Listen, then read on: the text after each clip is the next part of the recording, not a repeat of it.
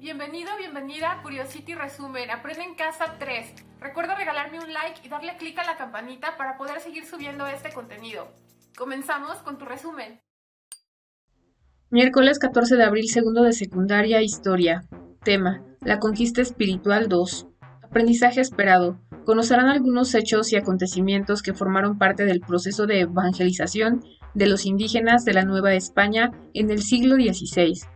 Énfasis: identificar las resistencias indígenas a la evangelización y el papel del Santo Oficio de la Inquisición. ¿Qué vamos a aprender? Continuarás con el estudio del proceso de evangelización en la Nueva España, también llamado conquista espiritual. En esta sesión te centrarás en las resistencias indígenas a la evangelización y el papel del Santo Oficio de la Inquisición.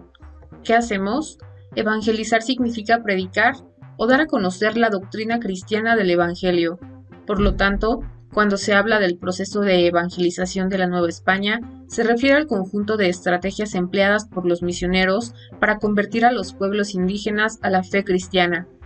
La justificación de la conquista espiritual también se apoyó en las bulas alejandrinas, nombre con el que se designa al conjunto de documentos emitidos por el Papa Alejandro VI en 1493, en los que se otorga a la Corona de Castilla el derecho a conquistar América a cambio de la obligación de evangelizar a los nativos.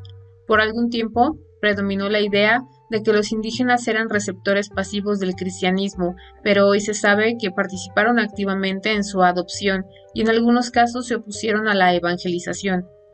La evangelización no fue una labor sencilla. Muchos indígenas no querían abandonar sus antiguas deidades y prácticas religiosas. La resistencia a la adopción del cristianismo se manifestó en dos formas: pasiva y violentamente. La primera consistió en continuar las prácticas tradicionales a la clandestinidad, o bien huir ante los misioneros, como explica Robert Ricard en su obra La conquista espiritual de México. Algunos pueblos indígenas generaban un vacío en torno a los evangelizadores, es decir, evitaban cualquier trato escondiéndose o huyendo cuando estos se acercaban a las comunidades. Otra táctica de resistencia consistía en mudar al sitio de los pueblos a lugares remotos distantes de templos y conventos, a fin de hallarse libres de la corrección de los religiosos.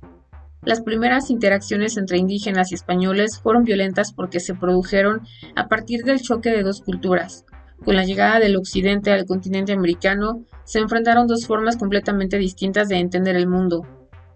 Los europeos percibían a los pueblos indígenas desde una perspectiva de superioridad cultural. La mayoría de las rebeliones indígenas fueron motivadas por problemas asociados a la tenencia de la tierra y el derecho al agua, así como por el hartazgo ante los abusos de las autoridades españolas. También existieron levantamientos propiciados por motivos religiosos, aunque en el fondo buscaban una mejoría en las condiciones de vida. La conquista de tierras yucatecas fue sumamente complicada para los españoles. A Francisco Montejo le llevó 3 intentos someter el noroeste de la península. En ese contexto, en 1761, en el pueblo de Cisteil, tuvo lugar una sublevación indígena liderada por Jacinto U.C., nativo de Campeche, quien aprovechó sus conocimientos sobre la historia maya para proclamarse rey. Agregó a su nombre el apelativo Canec, propio del linaje de los gobernantes itzáes. Los mayas creían que la historia se repetía clínicamente, por ello, el pueblo de Cisteil creyó que Canec era el profético rey que pondría fin al dominio español. Su movimiento intentó restaurar la cultura maya después de 2 siglos de colonialismo, pero los españoles lograron sofocar la rebelión antes de que pudiera extenderse más allá del centro de la península. Desde el enfoque de la justicia colonial, Canec y sus seguidores habían cometido algunos de los crímenes más graves: la herejía y la idolatría. La institución encargada de perseguir estos delitos fue el Tribunal del Santo Oficio de la Inquisición, el cual fue establecido en 1571 por orden del rey de España, Felipe II. Su función era ejercer un control ideológico y religioso sobre la población, sancionando conductas contrarias a la fe cristiana.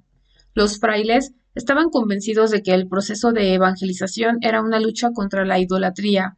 Por ello, desde los primeros años de la conquista se efectuaron procesos inquisitoriales. A partir de 1535, el primer arzobispo de la Nueva España, Fray Juan de Zumárraga, Asumió funciones inquisitoriales, juzgó y procesó a 23 indígenas por blasfemar y seguir sus antiguas costumbres religiosas. Además de la herejía y la idolatría, el Santo Oficio perseguía la solicitación, pedir favores sexuales durante la confesión, las prácticas de magia y hechicería y delitos menores como la blasfemia. También combatía otras prácticas de culto como el judaísmo, el calvinismo y el protestantismo, por lo que se consideraban idólatras a los practicantes de otra religión y herejes a los que tenían ideas políticas y religiosas contrarias a la Iglesia Católica.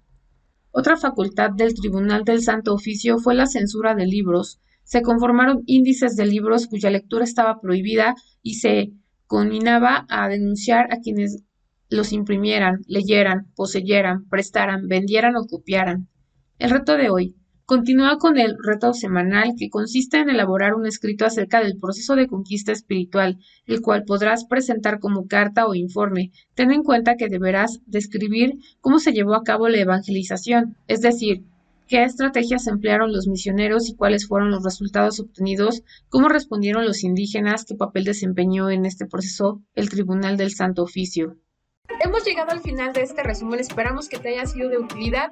Recuerda que si quieres ayudar a alguien puedes compartir el video y también me puedes seguir en mis redes sociales que aparecen aquí en la pantalla. Gracias por visitar el canal, vuelve pronto, saludos.